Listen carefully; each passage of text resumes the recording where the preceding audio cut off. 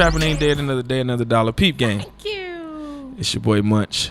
I'm here with Zipporah, singer-songwriter, talent coach. We here at the Black House. And, I just wanted to have a conversation. I know you got a lot of stuff coming up. So tell us about that. Yeah, so it's Entourage Expo Season 5. I'm excited about it. So we got a lot of little different things going on every year. We try to switch it up. So the open auditions is the 25th of this month. It's going to be at 12 noon to 3 at Live School of Music in North Miami. So it's a music school. They got like some of everything in their rehearsal rooms, personal rehearsal, private rehearsal rooms. And they actually got like a production room. Like they teach kids how to create music and create it and record. And what is it called? So Live School of Music. Live School of Music. Yeah, you got to get down with them. They do a lot in the community, like dope. open mics and all type of stuff with the kids. So the kids in there banging out, having their own little bands. It's so cute. Yeah, I can only imagine. I love them. If they ever gave me that in high school, middle school, man, just banging down and express yourself like that, it was dope. Yeah. So we're having it there, 12 to 3. Just one audition day this year. For the past few years, we've had like 4 auditions for audition days. So we're gonna just scrim it down to 1 and try to get everybody in and then see what we got. So there's something I probably can't really say fully, but we got like a little surprise coming to see what everybody feel about that. So I don't want to give it all away now. You ain't got to give it away. You ain't got to give it away. So tell us about Entourage. How long you been doing it? Yeah, I started it at the African Heritage Cultural Arts Center because, I really wanted to give back something to the centers. I was there when I was like 13, 14, and it really changed my life working with Felicia Franklin, who's now Commissioner of Clayton County. She really taught me how to feel the music, how to just really express what I'm singing. Yeah. And at a young age, I didn't know what the heck was going on, but she really honed that in me. So I wanted to give something back to the center. I'm no longer there, unfortunately, but because of budget, and it's all understandable, I decided to continue moving forward with it as opposed to holding off a year. I decided to move forward with it, and I'm glad I did because during a lot of the rehearsal sessions we had last year, there were a lot of emotions expressed from a lot of different diverse artists. We had Hispanic, Cuban, Mexican. We had some of everybody there, African American, Jamaican, everybody. And we had like emotional nights, which we always do. But it made me feel good to say, thanks, Zipporah, I'm glad you moved forward with it because this would have never happened. This person would have never discovered this about themselves had you not did it. So talk about that a little bit, about like what was that transition like? Because I'm currently in that transition. So like, going from leaving the center and then having something that you've created and then trying to sustain it. Yeah, like, what was that process like? It was scary. I would say that it was honestly scary. I never really talked to nobody about that. It was, it's like a daughter walking away from their house, and kind of saying, I'm going to move out on my own. It's like, okay, how am I going to pay my rent? How am I going to do this? So it was really like, boy, how are you going to do this? You ain't really got no money like that to dish out for a venue, for, marketing and everything that entails with the production. But I'm going to tell you one thing. I literally stepped out on water. Yeah. Like, I just took it one step at a time. I did the flyer. I said, okay, Zipporah, every year you do the flyer this time. So I just literally did the flyer, sent it out to people, I networked. So I got some people email I can send it to. They did the flyer. I said, cool. It was basically me doing everything that at the center we had, extra people to assist. I literally now became that one person that did like everything. So being appreciative of those additional hands that were there, okay, I was like, dang, this is too much. But, knowing and seeing that God gave me the ability to do it, I was humble enough to say, you need a team of people to do this. Yeah. You can't do it all on your own. Yeah. However, I was able to, I think God was showing me that if you trust me and you literally walk on water, I got you. Yeah. Because at the end of the day, and it's so hard to believe that I spent almost 10 grand on that show by myself. Yeah. And to give context, you were already a performing artist. Yeah. Gigging, because I think the first time I even heard of you was it was a gig that I was supposed to have for I don't know if you even remember this, but it was a gig. It was a gig at Avenue D. I had already called Courtney. Yes. And Courtney called out, and Courtney couldn't do it. I know for a fact she was like, call Zipporah. And I was like, who's Zipporah? I heard his name before I did. And this is, I'm going to give it away. This is back when she had the dreads, y'all. Oh, God. So this is way back. This was way back. Before 2013. And then it was, I just felt that it was just so crazy and ironic that we ended up working together, I think like a year later. And I didn't even realize that even when I started working there. Yeah. So I did so much. I don't even remember all the stuff that I've done. But I think that was, oh God, I forgot the girl. She had like a birthday celebration and there was a bunch of singers with the band. Yeah. And we were doing like a song and I did a little jazz thing. That was I actually got that performance on my YouTube page. I gotta go check it out because what ended up happening, it was an event. I think it was, what was it? I think it was either my event that I was hosting or it was somebody else's. And I remember it was in the midst of, she was like, oh, I got to call out. I can't do it. And I'm one of the people, especially if you like, we cool like that. I know they ain't supposed to do it, but like, if we good and you call me and say you can't do something, but you got somebody, all right, cool. It's going to work with me. You know what I'm saying? I trust their words. So like when Courtney says, hey, and we were doing a lot at piano bar, so we were networking a lot together at piano bar. So Avenue D, I did that little jazz run. The mic went out or something happened, and I kind of swayed over to the next mic. It was crazy. Yeah, but it was dope. But I didn't even realize when I started working there. Yeah, see, I'll be around. That's crazy. Yeah, and I was there at African Heritage at 13, 14. I didn't really, I was that kid, almost like my son. I was just kind of like focused on doing whatever. I never really communicated with everybody, which is not good, but at the same time, it's kind of good to stay focused on what you're doing. And talk about your son, because he's a trip, man. But you know, smart. Like you had, what I look at is like you were a mother, at the same time like a performer artist, and at the same time putting together something for a new generation of artists. That is like, I don't know if it's just the nurturing spirit of like black women or what. Like I don't know how you were able to like weather all those storms, you know what I'm saying? Yeah, that's difficult because, like, I don't get, like, my house is weird. Like, Zamari goes in his room, he plays games, he do his thing. He doesn't say, Mom, I want to talk to you. Yeah. So I'm in my room doing my thing, and then sometimes I got to go in there and be like, hey, what's up? You good? And he's like, get out of my room, leave me alone. But it's hard to kind of balance being a mom and then, doing productions and singing and working. But the benefit of working at the center was he got a chance to go to work with me because he was taking classes too. So that was a benefit. But now the big challenge is not having him be a part of the cultural, of the performing arts, because now I'm all the way on the other end doing something else, but then still trying to plug into creative arts through Entourage, you know? So, but that's a challenge. But he's I was about to ask you, like, what's that balance of? That's hard. And, like, how has it been, like, nurturing that relationship with him? Because, as fathers are different from mothers. Like, fathers can go do their thing, come back, and, it's like, oh, old boy here. You know what I'm saying? Yeah. But when you don't have that mother there, I know at least for me, like my mom used to work a 9 to 5 and she used to come home and say, I got a headache.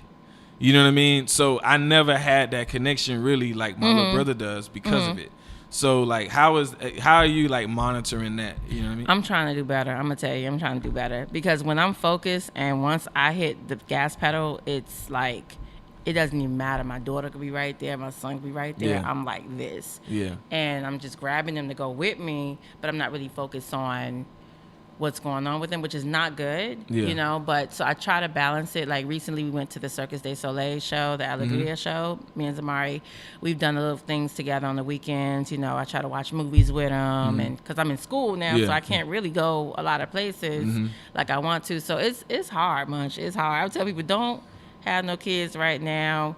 If you know you're still on the grind and you're trying to do stuff, it is not the time to have no kids. So it's hard. On top of that, you going to school now? What? I'm in school. Well, since 2017, actually, when I was at the center, I started with this program that's a union, AFSCME. It's a union. They have like the free 2-year degree thing. Yeah. So I started that, business management, marketing focus, and I'm almost done this year. I'll be done with the AA, and then I'll transfer over to FIU. Dope. So it's difficult. I ain't even gonna lie. It's reading all them chapters online. You ain't got nobody to talk to. You're trying to figure things out, research, then you're trying to get up. And as an artist too, even though I'm not performing a lot like people used to see me do, I'm still working out. I'm still in my house trying to rehearse songs that I'm not performing out. You know what I mean? I'm still trying to schedule recording sessions. Then I'm dealing with Entourage Expo. Then I'm calling people, having meetings with them for this. If I told you the list of stuff that I'm doing, you get a headache right now. You'd be spinning around like it's crazy. Because I can only where did that whole inspiration come from Entourage? Man, because I'm mad. That's, to be honest. I'm mad because look at the Super Bowl. Who's doing the halftime? They saying Demi Lovato and J-Lo and Demi doing the national anthem, J-Lo and Shakira doing halftime, right? I got a problem with that. I mean, I love J-Lo, love Shakira, knocking on their artistry. You know, they earned it, they work hard. But we're in Miami. Like, we got a whole load of artists that could take over a whole city that can perform. You know what I mean? So why is it that our artists are not getting on platforms like that? Why is the Revolt Conference coming here, bringing other artists, and our artists not getting on stage? True. So then the question in my mind was like, something wrong. Mm-hmm. What is wrong? Okay, so Zipporah, you're an artist. Check yourself out. What is wrong with you? Mm-hmm. So I'm like, okay. That takes a lot. Yeah, I had to look. I was like, okay, I got the voice. Okay, but the look, I changed the look. I cut the dreads. I went short. Now I'm doing this. But your attitude, your persona, your image, you got to get the swag. You got to figure out what your look is. Mm-hmm. You up and down, Zipporah, like, what is it? Mm-hmm. So that's one of the issues. I sound good, but what am I presenting when I get on stage? Am I presenting an artist? Am I presenting Zipporah from home? Yeah. You know what I mean? So where's the showmanship? You know, so I have a small circle of people that they cuss me out really bad. They say little rude things to me, but it's okay because I learned how to have thick skin, but it's the truth. They love me. And they're like, Z, I'm sick of this. You need to do this, you need to do that, and if you ain't gonna do it, I'm hanging up the phone. Yeah. And I'm like, whatever. So we go back and forth because each other. I'll be getting mad the next day. And there's some big names, the names that locally that they don't do it for everybody. No, like I have some people that really told me, even vocally, Zipporah, you're getting older. You need to get the swag this way. You need to do this, and I listen. And it's not something to hurt me. It's if you're gonna do this at this age, you need to do this. Yeah. And it's a hard pill to swallow, but if you're talking about doing it, that's what you got to do. Yeah. So Entourage was created out of helping local artists out of Miami predominantly, but it's not limited to Miami artists, but helping Miami artists get to the next level of their artistry. Meaning, even though you did a million shows, you got like, I don't know how many views or how many followers, that don't mean nothing if you ain't nominated for a Grammy. Yeah. That don't mean nothing. Where's your money at? If you can't fill 2,000 seats, you ain't nobody. Yeah. And I'm saying that to myself. Yeah. 2,000. Say it again because people think that I got this many followers, that mean that they're gonna rock with me. Because at the end of the day, you got to put this many seats in the building. If you can't get this many people to come out, like I was talking with a good friend of mine. She has a podcast she does, and she interviewed an artist who had like 70,000, he had over 1 million followers. But when and basically her interview, it jumped. It had like over 100,000 views, right? But then if you look at another artist that was from home that everybody loved, everybody thought was, hey, this is gonna be big, and it didn't get the same traction. You get what I'm saying? And both artists are from the crib. You get me? So when I look at the followers, it's like, hey, to some extent it works, but if you to some extent it don't. You know what I'm saying? And how do you kind of like gauge that? You have to have quality work. You know what I mean? You can have followers, but then like, who are your followers? Yeah. What's the demographic of your followers? You know, and then where do you want to take your music? Yeah. You know what I mean? So for me, like I tell the artist, you need to find out who you are as an artist. And then you can find out who your audience is. Yeah. If you don't know who you are, you don't know who you're trying to reach. And then vice versa, So you can have 100,000 followers if you have those followers, but then who are those followers? You know what I mean? And are they going to stick with you to the end? Yeah. So I think we need to also look at the quality of music that we're creating. Like we might have great support from Miami, our area, our community, which is good.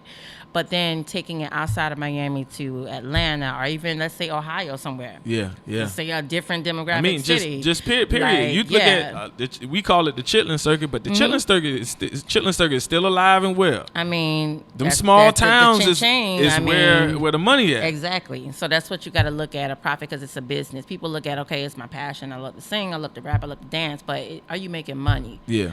So when you met me back then, Avenue D, like I was piano bar. I was everywhere. I would go home, get my son together, drop him off to a sitter, go to piano bar, head back home 1 o'clock in the morning, pick him up, carry him up the stairs. It was a hustle every night, and then I would go to work in the morning. That's literally was my life. And then it was like, yo, Zipporah, where's the money? Yeah. With all of this that you're doing. So I faded back. So Ingrid B always hit me up. I ain't seen you in I don't know how long, and this and that. It's not that I'm not trying to support. I want to support. One, I don't really have a lot of time to do it because I'm in school and a lot of things going on.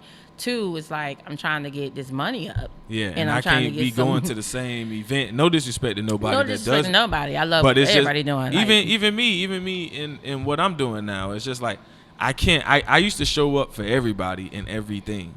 I can no longer show up for everybody and everything because of how it affects, you know what I'm saying, the profit. You know, if I'm focusing on being on this scene and this scene, how am I focusing on making myself better? But at the same time, much like if I do a show, I don't expect you, I don't like hone you much. You better be at my show. You better be at my show because I was at your show and I supported you, this and that. Yeah.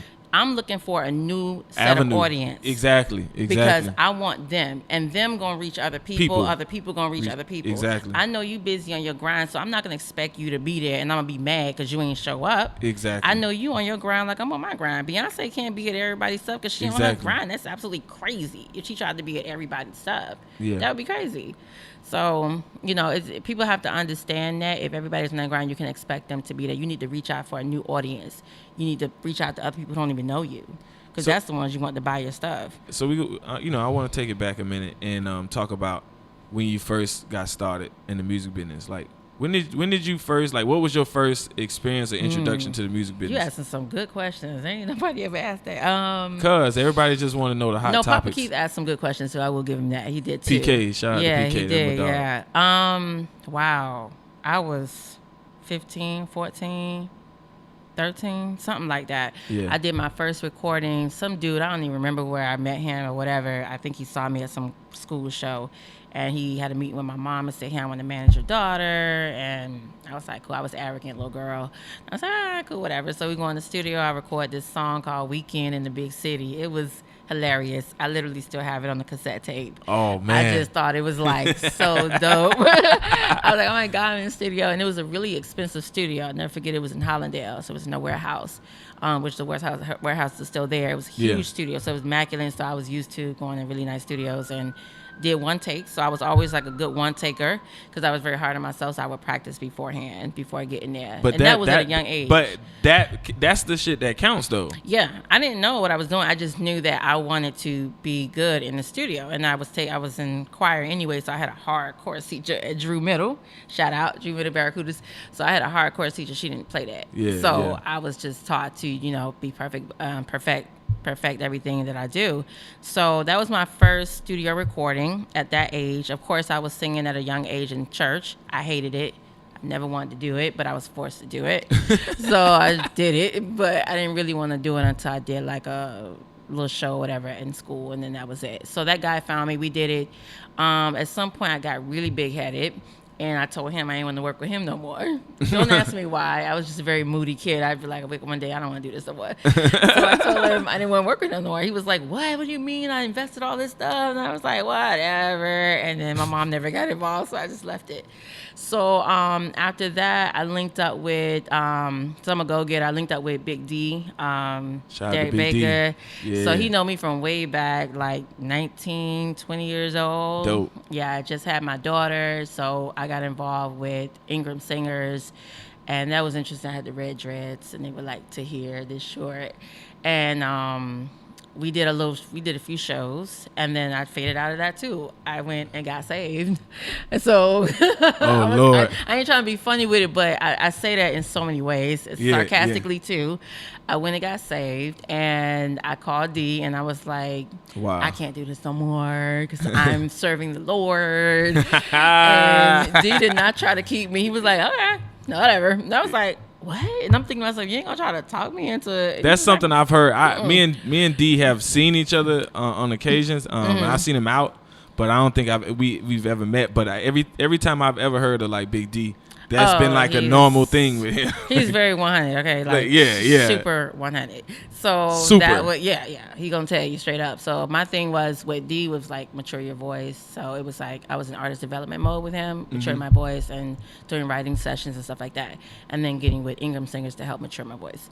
So that was the whole vibe. But I stopped working with him, got into ministry full time, and then I started directing, learning, being mentored by Pastor Scott that passed away. She was like my second mom. So she got me into classically training vocals, who reminds me of Isis Roberts. Yeah. So pretty much whatever Isis Roberts does, pretty much is what my mentor was doing. Yeah. So she got me together with leadership skills and with vocally training. So I was able to learn how to work with all diverse cultures, so Haitian culture, Jamaican culture, Hispanic cultures, because we had all of that in the church. Yeah. And just non-denominational vibe. So, and then traveling with Dr. N. Cindy Trim, I traveled with her to Trinidad, Bermuda, Washington. We did ministry stuff with her. So I was heavy in ministry so bad to like. So you traveled the world at what age is this? I was in my early 20s. Yeah. Passport and all. We was out of there. I wasn't looking at nobody. I didn't care. That's just when I'm like that. I'm like that. I don't care. You was in grind mode. Yeah. So I did that, and then I didn't have a balance. Yeah. So I said that whole cliche statement before about getting saved, because a lot of people get saved and they're in the music and they're like, oh, I want to record, I want to do this, I want to travel, I want to be an artist, but I'm in church. Nothing wrong. You stay in church, do what you got to do, but you need to have a balance and you need to have a relationship with God first. I think that's the big thing that people miss.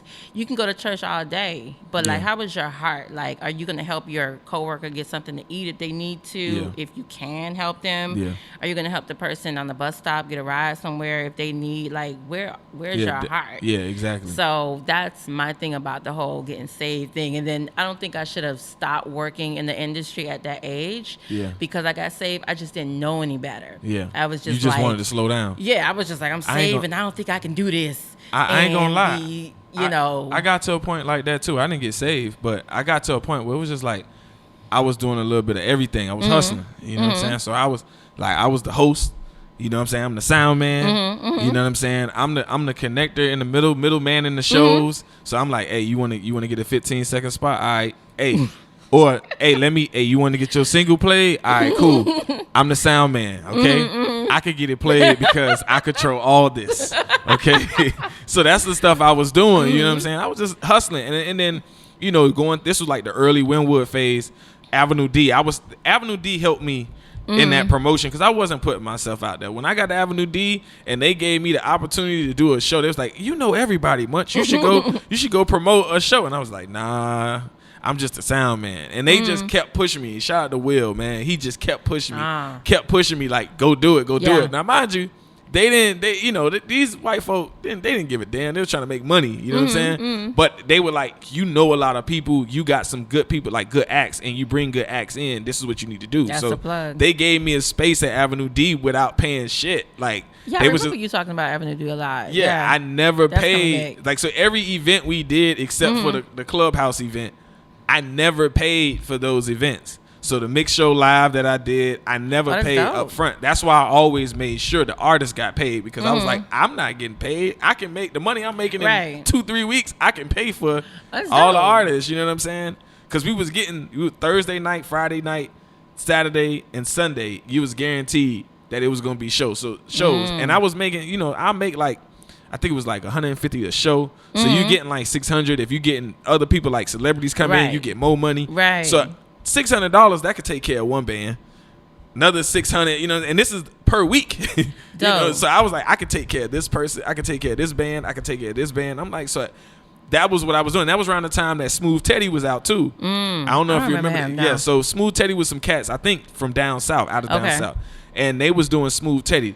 Dope ass shit where it was basically, and that's what gave me the inspiration to step out on Faith too, because what they was doing was it was like a dinner party and they would play all the top 40 hits and they would bring in all the different artists. That's how me and John Harden, that's how me and him met. Y'all met before he got before he got there too. Yeah, so like we met and I think he gave me a phone call of some sort, right before was like, you know, I'm like, yeah, come over here, get nice, the bag. Nice, you know what I mean? Nice. So that's how all that stuff transpired. Nice. You know, but literally, it was building a relationship at Avenue D when we was doing Smooth Teddy. A lot of the cats that was even doing the plays was out there with us too. So like, that's what gave me a lot of inspiration. You know what I'm saying? So like, that's dope. It's crazy like how, you know, things come full circle all the time. Oh yeah. Yeah. Oh like, yeah. Yeah. It's just like, you know, sometimes you just gotta. But I needed that balance. You know. At one point, I think it was like 2014. My mother was like she had like a real serious surgery. So it was like my old boy and her had got separated by that time. My little brother was in college. I was helping him through college. So it was just like, all right, now it's your turn to kind of like take care of old girl. So like, you gotta chill. Separation stuff is no joke. Yeah. We went through that too. Yeah, exactly. Yeah. So like, when that whole thing happened, it was like, my name is like on all the official documents to make all the official decisions. Oh wow! So I'm like, oh, you became the man of the house. Yeah. So at that point, I was like, nah, I can't be out here partying, kiki doing all this shit, because you came to TSL when I was over there doing that. You know what I mean? Like, I couldn't do. That's when I had to stop all that. You know what I mean? And say, hold on, wait a minute. Old girlfriend had this surgery. I gotta be focused on the surgery, because responsibility kicks in, and it was a serious surgery because it was on her neck. Ooh. So it was like, it wasn't just. But what happened? No, it was just a regular surgery. I think she had a disc. It was like something with the disc in her neck or whatever. It wasn't nothing like she did something. It was like tragic. Okay. It was just like, that's a serious injury when you going into the neck and trying to. Because that's like connected to your spine. Yeah. So I had to slow down. You know what I'm saying? And that's what slowed me down from like the scene a bit and like made me step back. And sometimes I'd be like, yeah, well, if I stayed in it, I'd probably be a little bit further. But at the same time, I was like, I needed to step back. I needed that. Because that gave me that focus too. Like, what are we doing? Yeah. You know what I'm saying? So maybe it was a good thing I didn't. Maybe it was a good thing I did back off with working at that time. So I don't know. Like, sometimes I think back, but I guess I needed that. I needed to do that. I don't know, but I mean, I do know. But I look at it now and I tell people now, like, make sure you're not backing off because you're only seeing one way. Yeah. You know, you got to see the big picture. You know what I mean? Exactly. Because I didn't want to do secular music and gospel. Yeah. But now, the big picture is like my relationship, you know what I'm saying, is strong now. Maybe it wasn't as strong then where it should have been. Yeah. Right? Yeah. So, yeah. I think, but at the same time, I think it comes with the time too. Like, people are more accepting to that. Like, back then, they weren't as accepting to it, right? Like, it was a thing. Early 90s, 2000s, even to like 2010. I have this theory that the 2000s meant duality based on numerology. It was the age of information. We were just going to be able to see a lot. Right. Then 2010 was like, okay, what are we going to do with this knowledge, right? So now it's like we have all this knowledge that we shouldn't be scared of anymore because we got 10 years of it. So now 2020 is clear vision. Yeah. So I think now it's just like, what are we building now? Yeah. In 2020, what is the foundation based on what we know now? Yeah. You know, and I think like back then, secular music, it was a thing. Like, I remember getting out of Jackson Mental Health, coming straight into the church. I think it was 2011, 2012, and people knew. Like, people knew. Like, Munch be in the club. You know what I'm saying? And when I come in but here, were you judged? Like, did they judge you or treat you any type of way? I think they judged me based on appearance and just in general. You know what I'm saying? Like, I had hair. I had, I wearing shades. I wear black all day. I throw the hoodie on. I ain't dressed. Because you wear black hoodie and shades. Black shades, like everything. Yeah, exactly. So like, everybody look at me crazy. You know what I'm saying? And I think they wasn't ready for that type of person to come into the church. But if you tell me come as I am, I'm coming as I am. Yeah, exactly. You know what I'm saying? Like, I'm not finna change for y'all. Exactly. And that literally helped a lot. But it also gave me that, like I said, that was a good time to give me that balance, because when I got to the church, I was like at rock bottom. You know what I'm saying? So in that 2 years, I kind of like built myself back up, built like the business from like ground up, like getting contracts. That was when I was working with Paul Lewis. I was at the church, I had the studio, and I needed that. But then it was like, at different times, you get slowed down. Yeah. And that was another pause for me. It was like, all right, slow it down again. Now you 25, you got to kind of like look at shit like, what are you be doing? Like, exactly. What are we doing? Wow. So, yeah, it was just a thing. So, I wanted to talk about like you getting into like, because now everything you've done or every experience you've had has led you up to doing what you're doing now with Entourage in a way, right? And those experiences from doing, because I think we've had this conversation a couple of times, and I know I've had this conversation on the show about how the game has changed and it's evolved. Yeah. And we talking about evolution, secular music, and gospel. I think it has evolved it's like a microwave. We in the microwave industry now, where like they skipping. It's like startup. They skipping certain processes, right? Like in audio. With me, it was you had to do a tracking session, then you came back in the studio for overdubs, and then you went to the mix down, right? And when you do the mix down, then you do mastering, right? But now it's I record it in the studio, I track it in the studio, right that same day, I do the overdubs, punch ins the same day, mix and master, and I can do all this in one damn day and put it out, you know. And I think the same thing is happening in the industry where no focus is on the artist development, and then when the artists actually blow up, you see them just falling. You get what I'm saying? A lot of things going on. Like Lady Gaga, I watched the interview with her and Oprah. Like, you got to watch that. It's on her website. Yeah. It is a emotionally moving interview.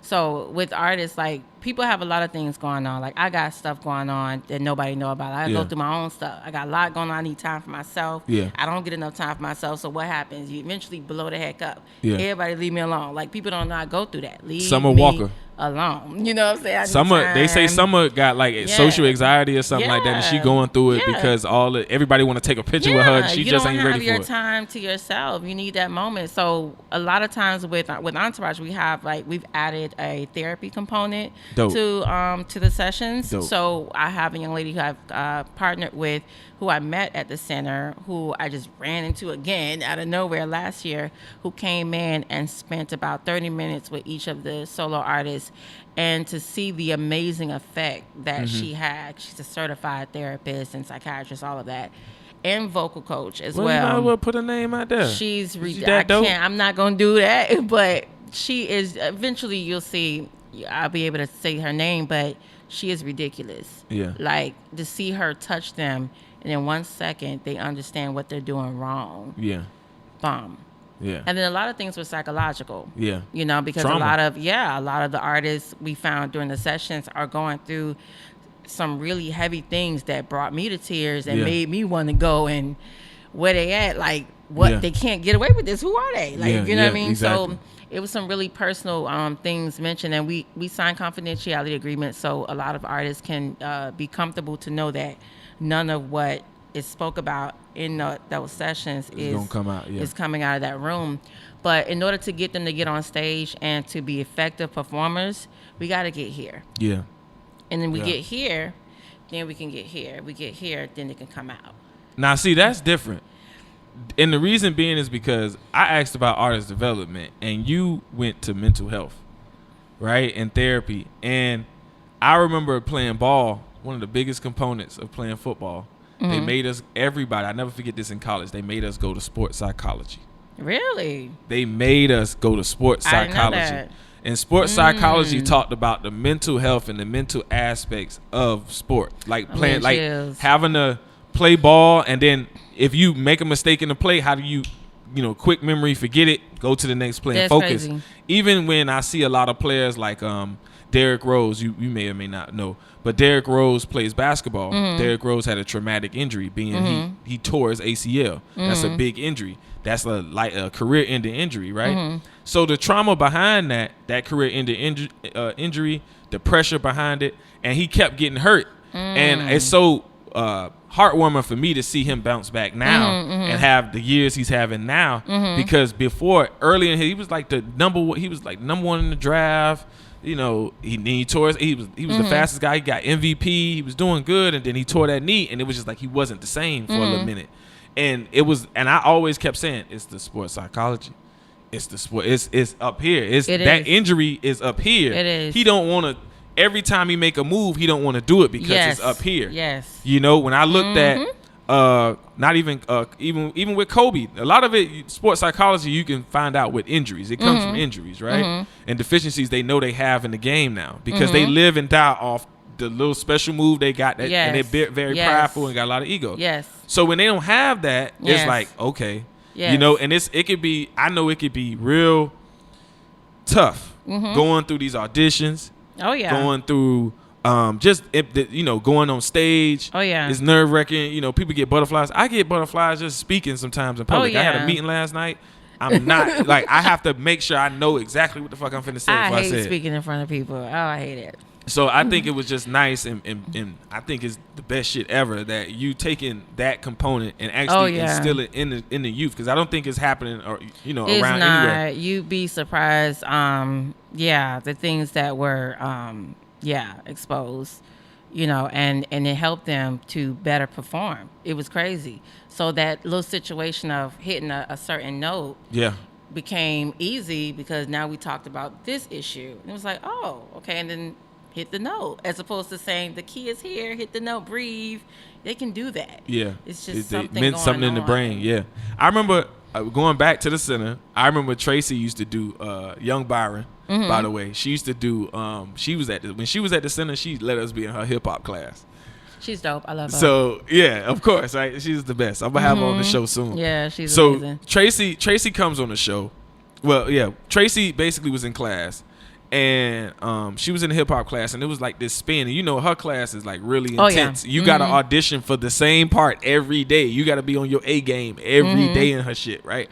So it was this one spin that the girls had to hit. Now it was a hard spin, and you can tell mentally. Shit, I was talking to a girl at the time, and that's all she was talking about. And I could, what I'm saying? And now thinking about it, it was like that right there is mental health. Like, it was fucking them up that they couldn't get the spin. And it wasn't that she couldn't do it. It was that she was so nervous and thinking about it so much that she couldn't, function. Exactly. Yeah. Yeah. So I think that's it's kudos an amazing component. I'm sorry, I'll mention her name at some point, but no, I get it. Yeah, she's absolutely amazing. What other component? We are adding like some workshop, professional workshop facilitators to come in, so people from the industry will be coming in because they heard a lot about it, and they're like, listen, I'll come in and talk to them. I'm like, really? You're not gonna charge me? Like, really? Yeah. So like, we got some people coming in, and they'll actually be able to give more professional insight and mentorship to the artists, and we like to keep it rigid and raw with Entourage. We don't want to be politically correct because the industry is not politically correct. They're gonna tell you they like you today, and hey, we don't like you tomorrow. We're gonna shelve you, and we're gonna put this one on because she's getting more hits. Okay, we'll talk to you in a minute. Yeah. So we prepare them for things like that, and a lot of people can't handle it, and then there's some people who can. Yeah. So I know this year we're looking forward to having a lot of amazing you produced a few amazing people. Like I know off the top of my head, Elijah came through the through Entourage. Yeah. What's the girl that raps? Which one? That raps. Girl raps. I don't know. So many of them that came through. She's performing everywhere now. Oh, Queen K. Queen K. That's I wanted to say K something, but I was like Queen K. Yeah. Yeah, I love Queen K. Let me tell you something. Working with all of them they've all grown, and I lay in my bed at night before I go to sleep, literally, and I'll scroll through before I close my eyes. 35 keys. Yeah, I go to all of them, and I'm like, oh, thank God, they still going on. Thank God, okay, she's still doing something. He's still doing something, and it's just amazing to see them doing and keep going. Like Queen K is so humble. Working with her, I'm gonna tell anybody, working with her is a pleasure. She literally would do what you ask her to do, especially if she can, to her power and her ability. Her dad is super supportive. Her family. I met him first. I mean, they real and raw. They're gonna tell you, hey, we can do it, we can't do it, or she's gonna try hard, and she does, and it's amazing. Elijah is another one. He's come a long way. He's still training. I'll talk to him every now and again. He's like, Miss Hayes, I can't do that. I say, let's change that. You need to try this, and this, and he'll take it. Yeah. I'm gonna try. I'll call you back, and he'll try it.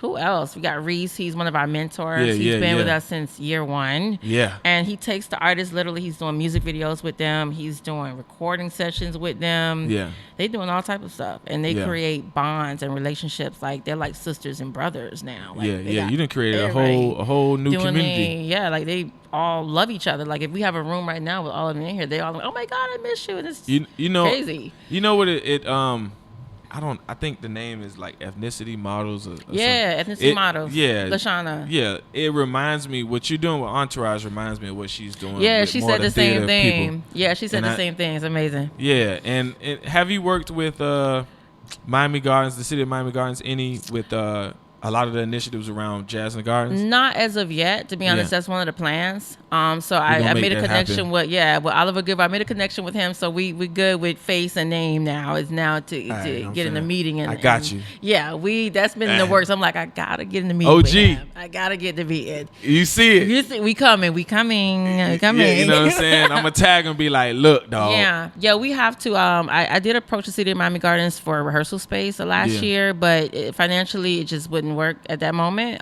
So this year we'll see about next year. So it's a lot of things that's on the works that can't be mentioned at this moment, but by June or July-ish, we should know what's popping. I know we got some stuff coming. I know Miami Gardens got a performing arts center coming. So it's needed. Yeah, it's overdue. So, I remember. And what's crazy is I was just with Theory the other day. Oh yeah. And he was gigging. Okay. And, so he had Studio 183, and that was like the ad hoc artist community space. You know what I'm saying? Everybody was there. Oh yeah. You know what I mean? Yeah. So Theory is super supportive. Yeah. He came through with Entourage last year. He supplied a lot of stuff, equipment and everything. He's A1, always there. Always. Yeah. Yeah. He's A1. Damn, Jody Hill too. Shout out to Jody. Deep Fried Funk Band. Jody come through. We have a lot of support because a lot of people believe in the initiative too, getting more Miami artists out there. So, but I would like to say this, and I hope a lot of people are listening in, or if they check it out later, the podcast or whatnot. It just, if you're an artist that's already made a name for yourself, that's super great. You did a lot. That's an accomplishment, you know. But I would challenge you and even myself as an artist to take it to the next level. Yeah. What do you need to do? This is the question you should ask yourself. What do you need to do to get to an international level? Yeah. Or to get an international light bulb going on in different cities? What is it that you need to do as an artist? Don't worry about what nobody else is doing. What do you need to do? For Zipporah, I could probably think, switch up this image real quick, go in the studio, record some stuff people didn't think I would record, and aim on a focused audience for Zipporah. Yeah. And I'm telling you that. I'm on your show telling you this. Yeah. I probably wouldn't mention somebody else. I was literally finna say, what advice would you give the artist before we go? And you just was already ready. Yeah. And that's just a testament to, practicing what you preach. You know what I'm saying? You got to always be ready. You know what I'm saying? And you always are ready. Like, you already knew. You probably was reading my mind. Like, I know what that nigga we on the same page. You know so y'all look forward to the image, the look changing for me. Got some things in the works for myself because I'm doing a lot for everybody else. So now I got everybody looking at me saying, yo, what you doing? I'm like, I'm coming. I just, one person trying to get this off and running. And then, so it's coming, definitely. And I want all the other artists like Lorenzo, who's doing amazing works. I see him online. You had Jay Howard there before? Jay Howard is super supportive from Entourage, even himself. Like, all the other artists I can think of. Shanetta, I've never really met her, but I see her online. Like, what do we need to do to take it to the next level? We need to stop everyone looking like Miami artists and look like international selling products. Because what's happening is all the music companies in Miami are all Latin. All of them. But then that's also look at the products they're selling, the artists. That's, not be so quick to get mad. Nah. Okay, what is it about these artists that's making them, sell abroad? So I think we need to. I love Love and Hip Hop Miami. Shout out to everybody in Love and Hip Hop Miami season 1, 2, and 3. But we need to get out of that box. We need some more artists showing that we can do pop, we can do country, we can do some of everything, and we can do it on a classy level, we can do it on a hood level, we can do it whatever level you want. We got it all here. We the melting pot. So for one more time, for the people who caught on late, tell them what's going on. Auditions is what day? Yeah, auditions are January 25th. I got so many dates in my head. January 25th, Saturday, 12 noon to 3 p.m. at Live Modern School of Music. We'll be there 12 noon to 3. And we also have our audition finals, which will be at the Hard Rock Miami at Bayside. That's on February 7th, and that will be at 7 p.m. It's a beautiful, beautiful spot. The food is like ridiculous. The drinks, shout out to their drinks. I had one and I was like moving tipsy on one drink. It was good. So y'all listen, make sure you come out. You're going to have a full stage, full sound. The artists will be there. Everybody who's doing Entourage this year, you will meet them. So if you want to know who's going to be cast for the show, make sure you come and check it out. Yeah. Because you'll see everybody there. Dope. And then, so the show is on the 7th? The audition finals on the 7th, meaning that's everybody who we're going to cast for the show. The show is going to be, June 20th of this year at FIU, North Campus, Marianne Wolf Theater. We had it there last year. The sound is amazing. Listen, you check that out because I know you're about sound. When you walk in that room, Theory walked in that room and he was like, hey, this is FIU North Campus. I'm trying to think. Campus. I know nobody could think of it. Wow, Marianne Wolfson room. Wow, Marianne Wolfson. I told them, I said, you guys are gonna get more people because of me, because nobody even know this is here. And I'm not trying to boast or nothing. Like I ain't even realize it was here like that. Exactly. Like I know.